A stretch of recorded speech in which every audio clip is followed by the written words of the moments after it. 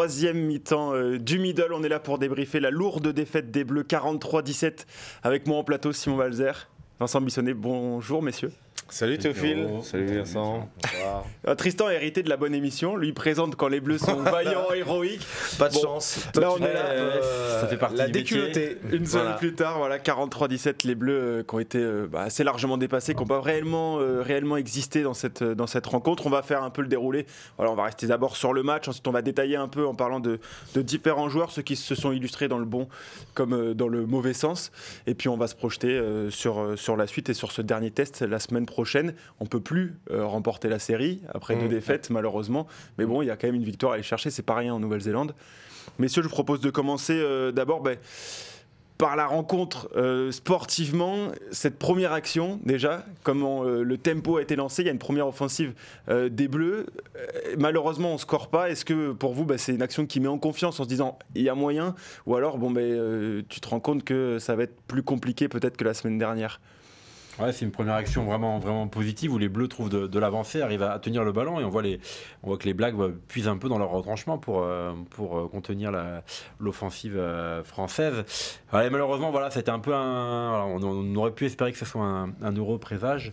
Ça n'a pas été le cas. Voilà, il y a cet en avant de Georges-Henri Colomb, on en parlera plus tard, pour qui ça n'a pas été une soirée très fructueuse. Et derrière cette première touche perdue en plus, donc voilà. Cette équipe de France ne manquait pas de talent, on n'en doutait pas. Il y avait du talent dans cette équipe, mais il manquait vraiment beaucoup trop de choses pour qu'elle soit constante et assez efficace. Et cette première action, elle est un peu le symbole de ça, de cette bonne volonté et de cette impuissance. Sur ces 10 premières minutes, on se dit... Tiens, ils vont nous la refaire, tu vois, on va être dans le match et vraiment, moi j'ai vraiment apprécié l'énergie déployée, le pressing défensif et tout ça, mais c'est vrai que comme le disait Vincent, il y a eu assez rapidement des erreurs. Des erreurs qui ont coûté trop cher et on a quand même senti que les All Blacks ont bien travaillé eux aussi la semaine avec un groupe beaucoup plus stable. C'est un point sur lequel on aura l'occasion de revenir, avec une équipe quasiment inchangée qui avait beaucoup plus de repères mais qui avait aussi un peu plus faim notamment devant je pense, et on a rapidement été surclassé, surtout devant. On peut en parler un petit peu d'abord avant de parler des hommes précisément, mais globalement la performance du pack, c'était un des points d'interrogation sur cette rencontre parce il n'y a que Gaëtan Barlow qui était dans le 8 titulaire qui était déjà là la semaine dernière. On se posait des questions, on s'est dit peut-être qu'avec le cœur ça peut suffire, visiblement pas. En Nouvelle-Zélande le cœur c'est bien mais ça ne suffit pas, loin de là.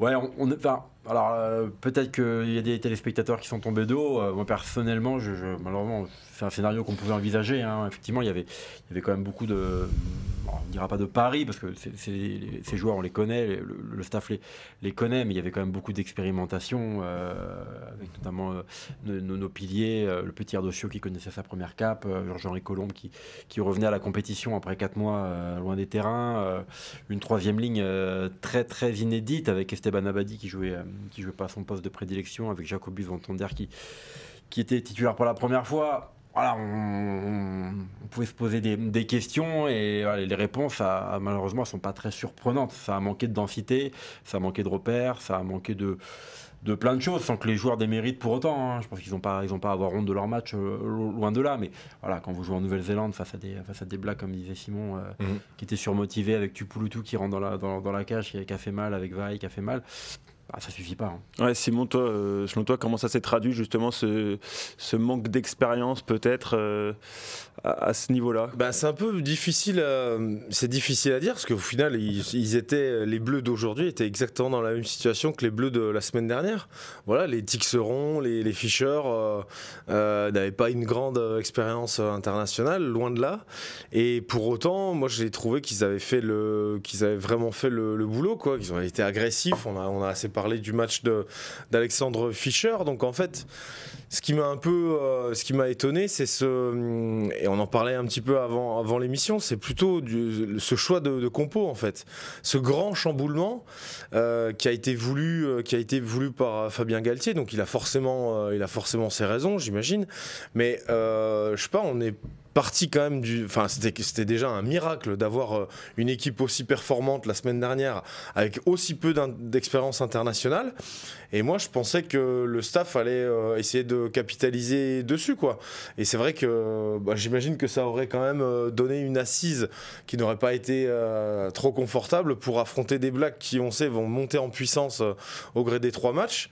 Et j'ai pas compris pourquoi on a procédé à cette gigantesque revue d'effectifs. Justement, est-ce que tu penses que le résultat, ce score qui est quand même assez lourd, c'est le résultat de toute cette rotation qui a été mise en place par Fabien Galtier, ou simplement les Néo-Zélandais ont un match de plus dans les jambes, une semaine de plus de préparation, parce que la semaine dernière c'était quand même leur premier match international de la saison? Mais il y a forcément des deux, mais on a aussi perdu quand même pas mal en densité au niveau du pack, quoi. Autant la semaine dernière on a été en mesure de dominer les Blacks sur cette ligne d'avantage, de leur faire mal avec en défense, donc on a parlé de Fischer, mais en attaque avec Guillard qui a été très présent.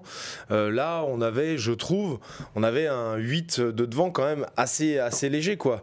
Et en plus ça s'est retourné contre nous parce que c'était un 8 de devant qui était taillé pour régner dans les airs. Et au final, on a eu une touche, je crois qu'on a fait 6 sur 10, on perd 4 ballons.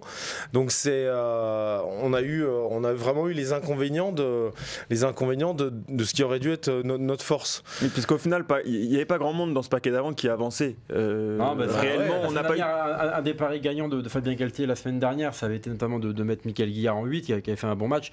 Là, il a tenté une combinaison complètement différente. Michael Guillard qui est plutôt un deuxième ligne à la base, qui était placé en 8. Là, il a essayé avec Esteban Abadi, qui est un vrai flanqueur pour le coup en 8.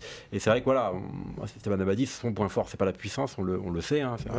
C'est un joueur assez complet, mais on peut pas dire que la puissance soit vraiment une de ses caractéristiques.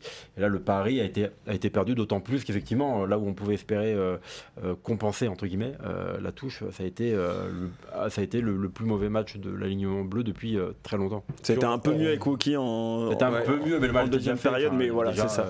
Score. Oui. Vas-y. Et pour en revenir à ce que disait Simon tout à l'heure, c'est vrai qu'on peut s'interroger. Il y avait entre guillemets, une espèce d'ossature qui s'était dégagée du premier match de par la prestation que les Bleus avaient livrée, même si c'était déjà un 15 assez expérimental et inédit. Mais je crois que c'était un peu inscrit dans le planning de cette tournée qu'il y aurait une rotation entre le premier et le deuxième match, et que sur la troisième, il y aurait une synthèse de ce qui avait marché. On peut effectivement, après coup, on peut déplorer le pari de la fraîcheur n'a pas été payant pour Fabien Galtier. C'est ça, c'est comme ça que Fabien Galtier l'a justifié en conférence de presse au moment de l'annonce de la composition. Voilà, c'est Ficou un peu fatigué, Guillard pareil. Voilà, il a mis au repos tout le monde. Non, mais ça s'entend. Peut-être pour l'objectif principal qui est, comme tu dis, Vincent. À ce moment-là, moi, je comprends pas la titularisation de Georges-Henri Colombe, parce que là, le gars, comme on l'a dit, il a pas joué depuis 4 mois. Enfin, tu le titularises. Mais on peut en passer justement. Tu fais une formidable transition pour passer aux notes justement de la rédaction du Midi Olympique. Vous pouvez découvrir sur le site de Rugbyrama. Pour ceux qui sont abonnés exclusivement et ceux qui ne le sont pas, honte sur vous et abonnez-vous. Non, parmi les notes, la plus sévère, on va dire, c'est celle qui a été donnée à Georges-Henri Colombe, qui a pris 1,5 sur 10, ce qui est très faible.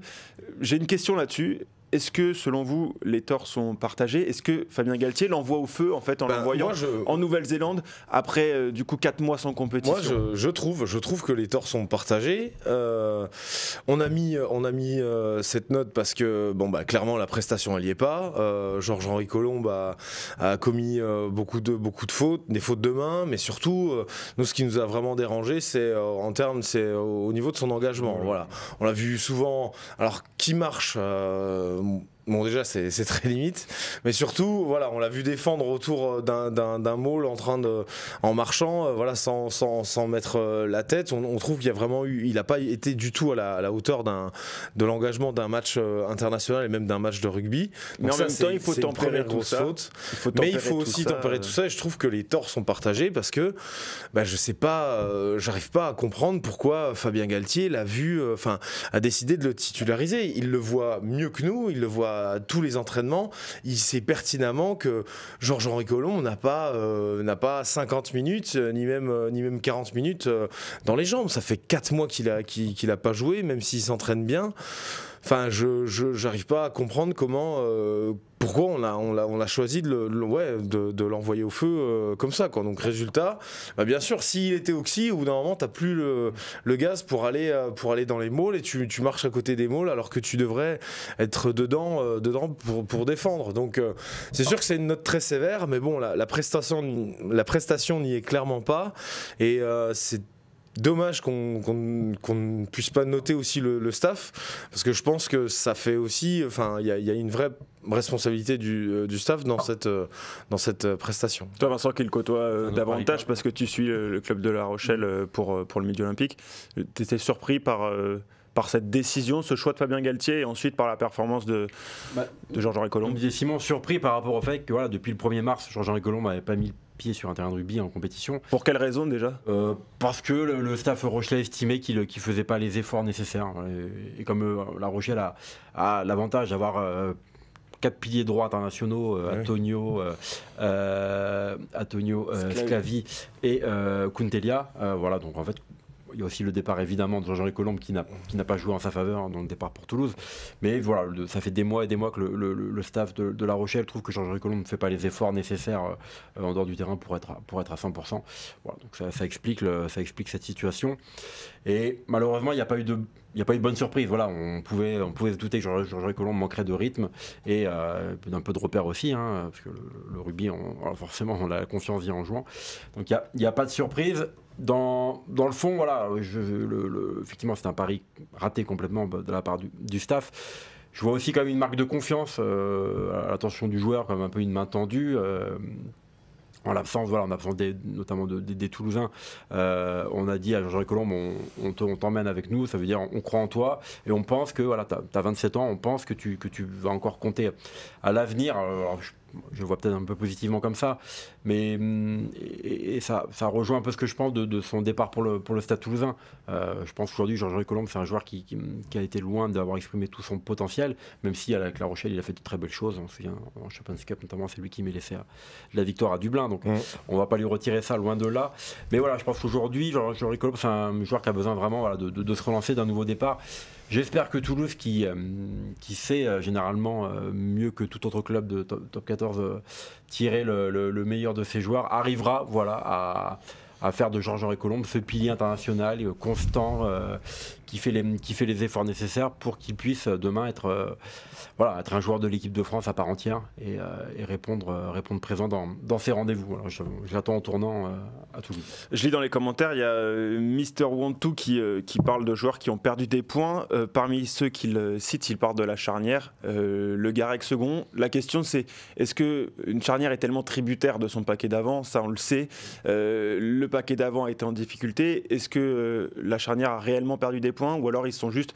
Voilà, c'est juste la conséquence en fait d'un pack qui recule. Alors la charnière, j'ai vraiment envie de les dissocier parce que je trouve qu'ils n'ont pas fait du tout le même match, quoi. Je trouvais que Nolan Le Garec, déjà ils ont démarré comme l'équipe avec une belle énergie. J'ai trouvé qu'il y avait du dynamisme et tout ça, il y avait de la vitesse. Je trouve que Nolan Le Garec a fait un bien meilleur match que Joris Second. Et Joris Second, ce qui est embêtant, c'est que autant la semaine dernière il avait été hyper précieux et hyper efficace dans son occupation du camp adverse grâce à son jeu au pied qui, je le répète, est vraiment rare en France. Pourtant, Dieu sait qu'on a des bons buteurs. Mais là, j'ai trouvé qu'il est passé à côté de son sujet. Il a été... Moi, j'ai trouvé qu'il y avait eu un bel engagement défensif en début de match. Puis ensuite, il s'est complètement écroulé. Il a semblé vraiment souffrir. Alors, bien sûr, les deux sont tributaires, mais j'ai trouvé quand même que Nolan Le Garec n'avait pas tant souffert que ça de la pression exercée par les avants néo-zélandais, que Joris Second avait été beaucoup plus en difficulté. Surtout, à côté de Joris Second, il y a des tas de joueurs qui ont eux au contraire signé des belles prestations, alors qu'ils étaient plus loin dans la ligne, qu'ils étaient censés prendre plus de pression. Donc du coup, je pense que, en tout cas, Joris Second, en plus, Anton Astoy, je trouve, a fait une entrée intéressante, avec notamment sur le plan offensif. Donc moi, je trouve que oui, je rejoindrai de l'avis de cet internaute. Je dirais que c'est plus Joris Second qui a perdu des points. Anton Astoy en a marqué quelques-uns, mais à mon sens, Nolan Le Garec n'en a pas perdu. Ouais, moi je dissocie dans leur match effectivement et même dans leur situation pour moi dans la hiérarchie aujourd'hui à leur poste. Nolan Le Garec pour moi c'est un joueur quand même c'est un joueur d'avenir qui va compter. Alors là, Antoine Dupont évidemment mis à part, mais Maxime Lucu qui sort de sa meilleure saison et qui aujourd'hui est devant lui dans la hiérarchie. Mais Nolan Le Garec, on sait qu'il va compter, on sait qu'il sera dans les groupes, il aura des matchs. C'est un joueur qui va peser. Il a encore ce petit point à corriger, je pense, sur la gestion des temps faibles. On sait que c'est un joueur qui est très très fort quand l'équipe est dans l'avancée. Dans les temps faibles, voilà, des fois c'est un petit peu plus perfectible. C'est ce qu'on peut peut-être lui reprocher aujourd'hui. Des fois, sur la gestion des petites erreurs, il y a sa pénalité vite jouée qui est pas l'idée du siècle évidemment. Oui. Mais voilà, à ce moment-là du match, j'ai beaucoup aimé son énergie. Je trouve qu'il n'est pas sorti de son match. Joris Second, pour moi, c'est un autre débat. C'est un joueur qui a connu sa première cape la semaine dernière, qui a réalisé une très belle saison, qui a des vrais points forts. Mais je trouve qu'aujourd'hui, dans la hiérarchie des 10, pour moi, il est vraiment un cran en dessous. Il n'a pas grand-chose à gagner, Joris Second, parce qu'il part de Jalibert. Même pour moi, aujourd'hui, d'Antonin Stoy et même d'un Léo Berdeux, je pense qu'il est encore en retrait. Alors, il a optimisé sa saison, son potentiel, et il avait été performant la semaine dernière. Voilà, pour moi, aujourd'hui, je n'ai pas été surpris non plus de le voir un petit peu en difficulté, notamment en défense ou dans l'animation. Pour moi, il a encore un cran en dessous, peut-être qu'il va encore progresser, hein, c'est encore un jeune joueur.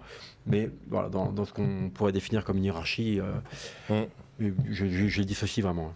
Simon qui fait une grande émission parce qu'il fait les transitions tout seul. Tu as amorcé la transition en parlant des deux joueurs qui sont après lui. Il y a des jeux après et je vais tout gagner. Pour le moment, t'es énorme. Tu fais une très grande émission. Une très grande émission.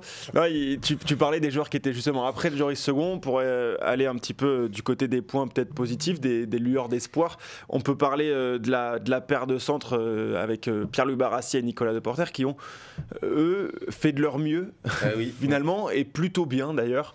Et c'est difficile, d'autant plus comme tu l'expliquais, dans une équipe où en termes d'animation ça a été compliqué, quoi. Donc peut-être que eux ce sont peut-être les deux grands gagnants de cette défaite. S'il faut en trouver deux, en tout cas, moi je vois que ces deux-là, quoi. Après, moi je trouve que Emilien Gaëton et Théo Atisogbe, c'était frustrant en fait. Leurs deux prestations étaient frustrantes parce que ces deux joueurs qui n'évoluaient pas à leur poste habituel. Théo Atisogbe, on le décale sur l'aile, donc il a moins de champ, il peut être moins utilisé sous les ballons hauts. Emilien Gaëton, c'est un athlète, il a besoin de toucher beaucoup de ballons, donc en 13 puis il a du gaz, donc c'est sûr que si on l'éloigne du jeu, on le voit moins. Mais clairement, comme tu disais, moi, les deux qui ont tiré leur épingle du jeu, c'est Nicolas Deporter et Pierre-Louis Barassi. Voilà, Pierre-Louis Barassi, il a montré que malgré un pack sous pression, une charnière sous pression, enfin lui, il m'a vraiment donné l'impression d'être le rempart. Il va à 10 000. C'est ça qui est impressionnant. Il a un coup de rein. Une belle énergie, alors qu'il a vécu une saison assez longue. Il était en finale, il avait un peu plus de jet lag récent que les autres. Surtout que c'est un joueur qui a été pas mal touché par les blessures durant sa jeune carrière. Cette année, il arrive enfin à enchaîner. Il fait une saison franchement énorme avec le Stade Toulousain. Et à l'issue de cette saison-là, il se tape une tournée en Nouvelle-Zélande sur laquelle il performe encore. Il est content, lui, comme tu dis, il a été beaucoup privé de temps de jeu, de terrain. Il est content de pouvoir enchaîner les défis, et il a confirmé ce qu'on avait vu avec toute l'année, c'est-à-dire qu'aujourd'hui, Pierre-Louis Barassi, pour moi, il coche toutes les cases du haut niveau, quoi. C'est un bon défenseur, c'est un mec avec de l'énergie, c'est un complet, c'est un mec qui a du ballon, c'est un mec qui a des cannes, il est costaud. Je pense qu'il pourrait en premier centre, il pourrait être intéressant aussi.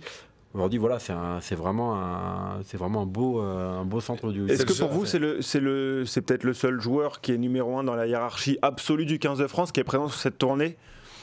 Après, au centre, c'est bouché. Il y a Deporter, il y a Moefana qui semble au poste de numéro 12 intouchable. Et après, en 13, il y a du monde. On parle de Gaëton, on parle de Deporter et Barassi aussi. Mais il y a une bonne émulation pour le coup. C'est pas des. Voilà, on a plusieurs premiers choix. Il fait un bon match aussi la semaine dernière. C'est justement, c'était la suite. La semaine prochaine, tu reconduis cette paire de centres ou tu réintègres Gaël Fickou? Gaël Fickou apporte quand même, je pense quand même, par rapport à ce qu'on a pu voir sur la gestion un peu globale du match, je pense que Gaël Fickou, il a un côté un peu rassurant. On l'a souvent présenté comme le papa des lignes arrière, même s'il est encore relativement jeune. Je pense que ce côté-là, ça peut vraiment jouer en sa faveur. Fickou Barassi ou Fickou Deporter. Voilà. Ou sinon tu laisses Deporter face à Bill Proctor, parce qu'il a mis un énorme cul à Billy Proctor. Mentalement, il a l'ascendant. On n'a pas parlé de Porter aussi, mais lui aussi, il est dans le même cas que Barassi. Il s'est tapé une saison XXL avec Bordeaux. Il arrive plus tard que les autres, comme Barassi, et il a été tout de suite performant. Moi, j'ai été impressionné aussi. Lui aussi, il pédale. Enfin, on savait quoi qu'il allait super vite, mais là, il les enchaîne les courses à haute intensité. La pression qu'il met sur cette action là, ligne d'attaque en première mi-temps là, où ils font sur Will Jordan. Enfin, c'est cool quoi. Et derrière lui, t'as tout de suite Atisogbe et Barassi justement. Donc du coup, moi, j'ai vraiment trouvé les trois quarts. Et d'ailleurs, c'est pas un hasard si les notes sont meilleures du côté des trois quarts dont je me suis occupé. Et les notes sont meilleures du niveau trois quarts que les avant, parce que tu sais, on dit tout commence devant au rugby. Bon, bah là, j'ai eu l'impression quand même que. Alors je sais pas si c'est un problème de combativité, d'engagement et tout ça, parce que j'ai pas l'impression non plus qu'un mec comme Josh Brennan se soit planqué tout le match. Au contraire, il y a vraiment des avants qui se sont livrés, mais je pense qu'il y a forcément des trous dans la raquette au niveau du pack. Il y a forcément des mecs qui se sont moins engagés que d'autres, mais en tout cas derrière, moi cette ligne de trois quarts. Et même Léo Barré, s'il a été maladroit, qu'il est moins bien noté que les autres. Difficile de jauger Léo Barré sur cette rencontre. Je l'ai trouvé quand même agressif et intéressant, et j'ai trouvé qu'il y avait donc comme quoi tout ne commence pas devant. En tout cas, les trois quarts ont fait ce qu'ils ont pu pour inverser cette pression, et mine de rien, je trouve qu'ils y sont plutôt bien arrivés quoi, face à une ligne d'attaque vraiment redoutable. Et Sofiane Guitoun disait sur ce plateau même dans Kick-Off Rugby cette semaine qu'il attendait de voir notamment Joshua Brennan à ce niveau-là, sa première sélection, au deuxième ligne toulousain, qui a inscrit son premier essai pour cette première sélection contre les Blacks. On peut difficilement faire mieux, qui a quand même pris un carton jaune. Alors dans les commentaires, on parle quand même pas mal d'arbitrage. Je sais pas si celui-là il vous semble dur ou non. Et après on peut parler de la performance globale du Toulousain, si vous voulez. Pour moi, il n'y a pas photo.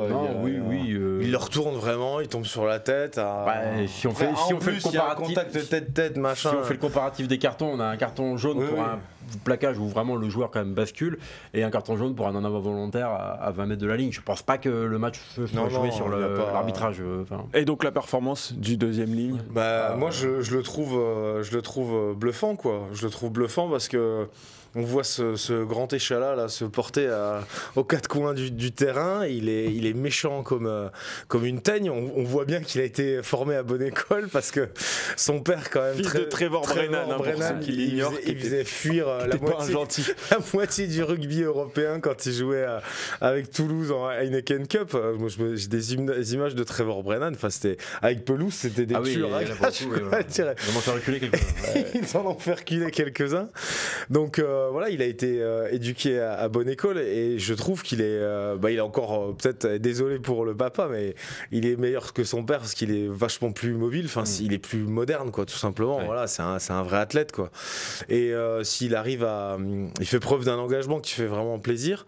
Et s'il arrive à justement toujours être resté sur la brèche, quoi, à ne pas tomber du côté de la pénalité ou du carton, s'il parvient à gagner en efficacité comme ça, c'est sûr que ça va être un joueur très intéressant. Et on a bien vu la saison qu'il fait avec le Stade Toulousain. Je crois qu'il n'y a pas photo. Il arrive à mettre Méafou sur le banc quand même sur les phases finales, ce qui est pas photo, ce qui est pas rien, sans qu'il y ait non plus de matière à polémiquer.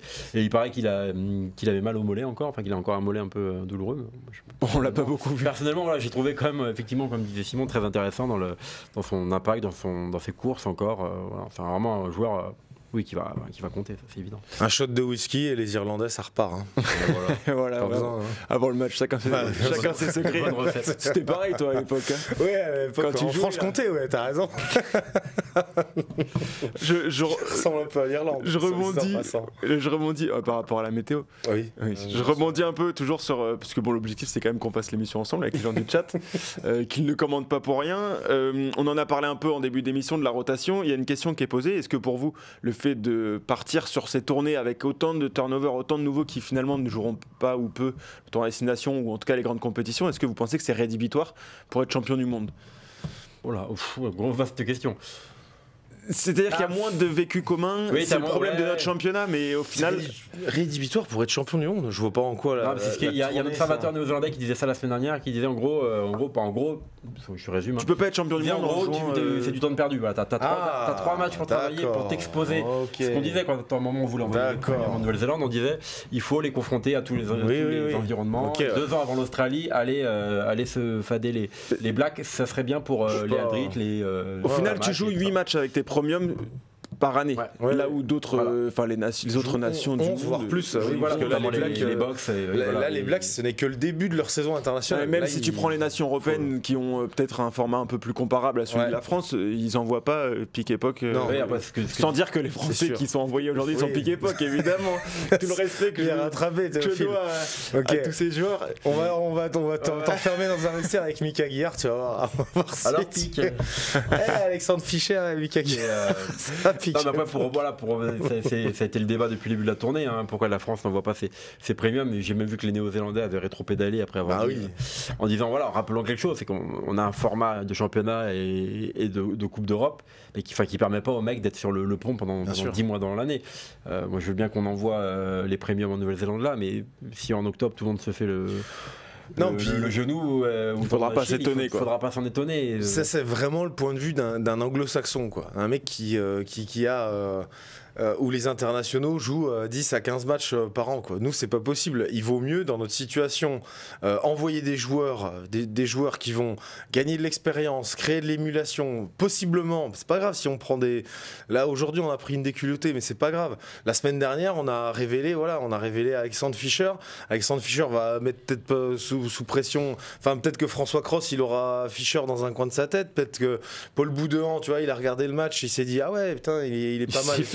Moi, je préfère avoir un groupe certes qu'on fiche la paix au premium qui se repose après cette saison interminable, qu'on envoie des joueurs qu'on tente et qui en plus peuvent gagner du temps de jeu, de l'expérience et surtout augmenter cette émulation. C'est aussi bien que les premiums voient Oui, il y a dans deux le même temps lectures. qu'il y a des gars qui peuvent pousser derrière. Surtout, en fait, je vois pas comment on pourrait, ou alors on dit au premium de l'équipe de France, bah, le top 14, vous jouez un match sur 2. Oui, et dans ce cas-là, nous, on serait les premiers malheureux de cette situation. Ouais. Je vois vraiment pas le. Voilà. Et après, les grandes leçons, dire vous envoyez pas les premiums en tournée, vous serez jamais champion du monde. Bah, bon, on va reprendre la Coupe du Monde 2023, on va regarder le quart de finale si vous voulez. Franchement, je pense que les box peuvent s'estimer heureux avec l'arbitrage, mais même sans l'arbitrage, ils peuvent s'estimer heureux d'avoir poursuivi leur route. Je pense pas que ce soit rédhibitoire qu'on n'envoie pas les premiums dans le sud. Voilà, vous avez votre réponse du coup dans le chat. Nos 2 journalistes qui se sont engagés dans cette question. Non, très bien. Une info, enfin, c'est pas vraiment une info, mais une note qui est un peu peut-être anecdotique, c'est la question que je vais vous poser. La deuxième mi-temps, on fait match nul. Bon, ça nous fait pas gagner une tournée. Est-ce que c'est motif d'espoir ou en fait c'est complètement anecdotique et c'est juste que voilà, il y a une équipe qui a levé un peu le pied et l'autre. Ouais, je pense pas que les Blacks, ils ont défendu leur ligne, ils ont fait un petit lot de consolation. Non, c'est bien. On pouvait craindre de prendre une vraie rouste quand même à la mi-temps. Oui. Il y a quand même 29-3. 29-3. Ouais. Si on double le score, ça fait 58-6. Ça aurait pas été. Ça fuse là-haut.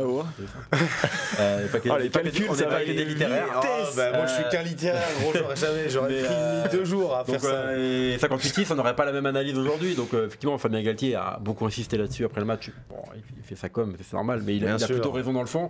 C'est bien, voilà, on a vu que les entrants ont fait du bien, les mecs n'ont pas lâché le match et au final l'honneur est à peu près sauf. Donc c'est pas anecdotique. Après, par rapport au bilan global de la tournée, je pense qu'on aura oublié qu'on a fait 14-14 oui, non, clairement. Sur le deuxième test. Non, ce qui est positif, c'est l'entrée des remplaçants. Moi, voilà, j'ai aimé l'entrée de Cameron Wauquiez, j'ai aimé l'entrée de Régis Montagne. Je trouve que voilà, ils ont vraiment apporté de l'énergie, de l'agressivité, et heureusement que. Et c'est vrai qu'on parlait des fameux trous dans la raquette tout à l'heure. C'est vrai que dès que tu fais quelques changements comme ça, ton équipe va mieux, quoi. Alors que j'ai pas l'impression que les All Blacks aient forcément levé le pied, quoi. Est-ce que pour vous, vu que le troisième test sera sans doute un mélange entre les deux premiers avec des joueurs qui ont gagné des points sur le premier, d'autres sur le deuxième, quels joueurs selon vous sur cette rencontre ont peut-être gagné leur place pour jouer ce troisième test qui sera pas une finale mais qui sera en tout cas le match le plus relevé, en tout cas côté français peut-être. Au centre, même si bon, il y a Emilien Gaëton quand même qui n'a pas démérité. Bon, il était à l'aile donc il n'a pas pu beaucoup s'exprimer. Mais c'est vrai qu'Emilien Gaëton, je pense qu'il sera dans la discussion pour le poste de 13, mais bon, il sera pas seul. Et à droite, du coup, moi je dirais Régis Montagne. Hein. Franchement, il fait une entrée correcte à côté d'un Rabat Slimani qui sera forcément moins mobile et d'un Georges-Henri Colombe dont on a déjà parlé. Bah, franchement, moi ça me paraît être alors ce serait super surprenant de le titulariser. De le mettre d'entrée, mais pour ce troisième test, mais franchement, pourquoi pas quoi. Il a été 2 fois remplaçant, ce serait pas non plus volé. Oui, non, c'est pas volé. Il a fait de bonnes entrées. Moi, j'aurais pas peur de le mettre là. Bah, après, je sais pas. Il y aura je sais pas, parce que Léo Barré aujourd'hui a vraiment perdu des points. Je sais pas. C'est vrai qu'on a été tellement ébloui par Théo Atisogbe la semaine dernière, qu'on dit, même sans forcément, voilà. Entre guillemets, punir Léo Barré de son match, mais c'est vrai qu'on a envie de revoir Théo Atisogbe à l'arrière, donc il y a aussi des arbitrages par rapport à la polyvalence des mecs. Est-ce que Emilien Gaëton, que le staff a en bonne estime, est-ce qu'on le laisse à l'aile finalement, parce qu'on trouve quand même qu'il coche beaucoup de cases aussi pour en deuxième ligne. Josh Brennan a certainement marqué des points aussi, de là à c'était qui sur le premier test, je me souviens plus. C'était Tyler Duguid et c'était Kamandoki. Non, c'était pas remplaçant. Qui était l'autre deuxième ligne C'est une excellente question. Punaise, alors là j'ai un le chat va nous. Oui, le chat, aidez-nous. C'était un petit jeu concours en fait qu'on a produit. Aidez-nous, qui était titulaire la semaine dernière. Putain, j'ai un trou, j'ai pas fait les C'est Oradu. Ah bah oui, Oradu, bien joué. Hugo Oradu. Bah ouais, tu vois, moi je pense qu'entre Enfin, vous dormez dessus dans le chat, c'est scandaleux, franchement. Entre Hugo Oradu et Josh Brennan, je pense qu'au vu de la prestation de Josh Brennan, maintenant il y a question, même si Hugo Oradu a fait un match correct la semaine dernière, et que je trouvais qu'il avait bien répondu justement dans cette agressivité, ce défi physique. Donc voilà, après on aimera revoir quand même Michael Guillard, on aimera Tyler Duguid aussi, je pense qu'il a quand même fait un super premier match. Surtout un profil les troisième lignes clermontois appréciable. Sur la densité, je pense qu'il y a une vraie question de densité. Oui, voilà, c'est ça. Ceux qui avaient répondu à la densité, je pense qu'aujourd'hui, par exemple, typiquement, Jacobus Vantander avait une carte à jouer parce qu'il a fait plutôt une bonne entrée la semaine dernière. Bon, moi, je pense que là, par rapport aujourd'hui avec son t-shirt, il n'a pas pris le lead, comme on dit. Donc je pense que même sur le pack, on aura quand même une vraie ossature du premier test. Ça serait pour le coup logique et plutôt mérité. Et un petit mot pour finir sur les Néo-Zélandais qui étaient sans doute vexés par cette première rencontre. Dans la presse, le 15 de France a été assez largement décrit justement pour ce large turnover sur cette tournée en Nouvelle-Zélande. La première rencontre a été bien plus difficile que ce qu'imaginaient peut-être les Néo-Zélandais. Ils ont été clairement vexés. C'est une réponse un peu d'orgueil de la part d'une équipe qui sur le papier est quoi qu'il arrive meilleure que la France, en tout cas avec ces joueurs-là. Bah ben, on a moins entendu Justin Marshall cette semaine, on va pas se mentir. Il n'y a plus de raison. Qu'avait-il dit Justin Marshall pour il a dit que c'était scandaleux qu'on arrive avec nos joueurs. Là pour le coup, il les avait vraiment traités de pique-époque. Après lui, il peut peut-être plus se le permettre que moi. Il a plus de sélection que toi. C'est taille. Non mais bon, enfin je veux dire, non mais après oui, je peux comprendre que lui, c'est son rôle, c'est un polémiste. C'est même plus un chroniqueur, c'est un polémiste. Voilà, c'est un ancien demi-mêlée qui a dû parler dans la bouche à tous les demi-mêlés du monde pendant 15 ans. Donc c'est normal qu'il soit dans ce rôle, mais il avait été volontairement provocateur.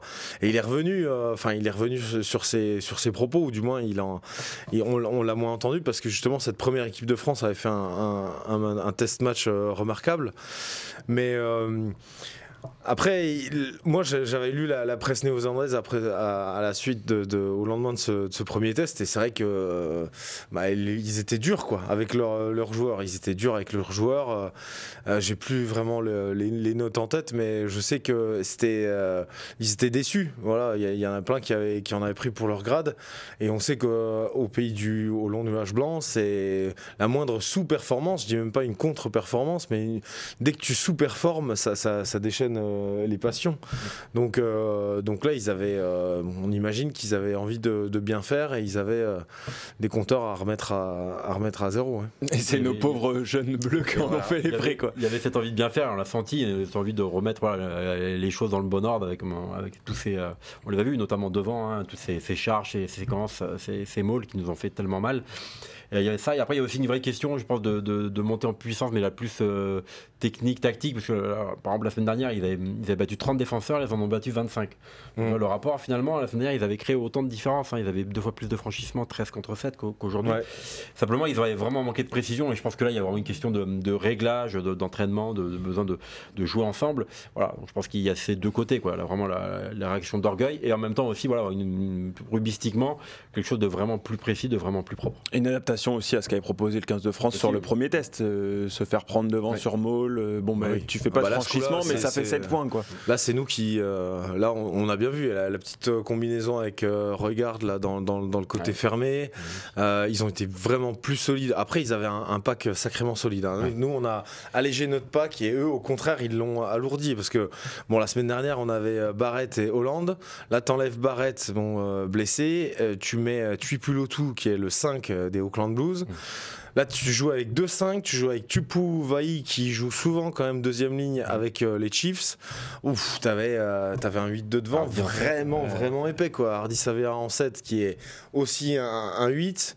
Enfin, là, c'était un peu le contre-pied du 15 de France. Sorti, bien sûr. Là, forcément, devant, on pouvait pas. Enfin, on l'a vu, on a beaucoup souffert, quoi, sur les ballons portés. Là, c'était pas le 15 de France de la semaine dernière. Hein. Ce qui les a pas empêchés de prendre leur ballon en touche, en tout cas sur la première heure de jeu, ils ont été efficaces. Donc, ils ont vraiment trouvé le bon combo. Petite question pour finir l'émission, parce que. Pareil, ça en parle pas mal dans le chat. Quel enseignement on peut tirer de ce genre de rencontre où le 15 de France arrive plutôt assez remanié, les Néo-Zélandais montent en puissance et eux présentent plus ou moins leur équipe type. Est-ce qu'on peut vraiment en tirer des leçons de ce genre de rencontre ? Si oui, qu'est-ce qu'on peut en tirer comme leçon ? Que la France a quand même un beau potentiel, effectivement, mais que ça suffit pas non plus pour matcher face à ce qui se fait de mieux au monde, en tout cas pas avec un temps de préparation assez court. Je pense que c'est pas vraiment une nouveauté non plus, hein. Je pense qu'aujourd'hui là c'est pas la qualité intrinsèque des mecs qui est tellement en cause, hein. C'est même s'il y a une ou deux méforts, mais c'est vraiment c'est manque de repères, de vécu commun. On le sait, on a 60-70 joueurs de très haut niveau, mais effectivement si demain on va être champion du monde, il faudra qu'on ait les meilleurs sur le terrain, quoi. Ouais, tu peux pas être performant, comme dit Vincent, tu peux pas être performant d'une semaine à l'autre quand à chaque fois tu repars à zéro. Comme je l'ai dit tout à l'heure, c'était déjà miraculeux d'avoir une équipe de France aussi performante et aussi conquérante la semaine dernière, compte tenu de l'expérience qu'ils avaient, des repères communs qu'ils partageaient. Là, si encore la semaine d'après tu repars d'une feuille blanche alors que l'adversaire en face il construit, franchement, on l'a presque mérité, cette raclée. On l'a presque mérité et on pouvait s'y attendre, quoi. Oui, donc, c'est dans l'ordre des choses, presque. Oui, donc en fait, le vrai enseignement, je pense qu'il sera la semaine prochaine quand on aura, quand le staff vraiment composera la meilleure équipe possible pour cette espèce de finale qui n'en sera pas une, mais au moins ce dernier match, pour voir si on est vraiment en mesure de battre des All Blacks avec, encore une fois, une équipe sur laquelle on pariait pas, on n'aurait pas mis un dollar néo-zélandais. Donc ce serait vraiment bien, ce serait le vrai enseignement, ce serait si les Bleus arrivent à pousser dans leur retranchement cette équipe des All Blacks la semaine prochaine, ça ce serait vraiment beau. Et là ça irait dans le sens que on va vraiment savoir, parce que les Blacks auront leur montée en puissance. Là on a vraiment on aura la quintessence un réservoir important, intéressant, et en plus on aura sauvegardé nos premiums, donc ce sera tout. Sur ce genre de tournée, c'est vraiment des joueurs individuellement qui peuvent se signaler et ensuite rentrer potentiellement dans l'équipe. Tous les enseignements collectifs, ils sont à prendre avec des pincettes. Oui, on sait que c'est pas forcément les mecs qu'on retrouvera lors de la tournée ou lors du tournoi ensemble, en tout cas. Donc effectivement, oui, souvent c'est un peu dans la globalité, que nous dit cette tournée du réservoir français et quels sont les joueurs qui vont compter demain. Voilà. Très bien. Merci messieurs. L'enseignement, c'est quand même pas si mauvais que ça au rugby, quoi. Quand tu es capable de sortir 70 joueurs qui peuvent tenir le coup, quand même, ça c'est intéressant. Mais ça fait pas de toi champion du monde encore. Non, voilà. C'est ça exactement. Il y a une très belle phrase de Judge Dredd qui dit: le réservoir ne sert à rien si ton moteur est grippé. Donc avoir 70 joueurs de haut niveau, si les 23 sur la feuille de match ne le sont pas, ça sert à rien. Donc je vous laisserai méditer là-dessus. Avec un gros réservoir, on va loin. Du coup. Bon voilà, merci à vous messieurs, merci à Perle en régie, et puis merci à ceux qui étaient là dans le chat, assez actifs, des débats passionnant aussi. Nous on se retrouve jeudi pour Kick-Off Rugby comme chaque semaine, et puis on se retrouve également la semaine prochaine pour débriefer le 3e et dernier test match des Bleus en Nouvelle-Zélande. Ciao tout le monde.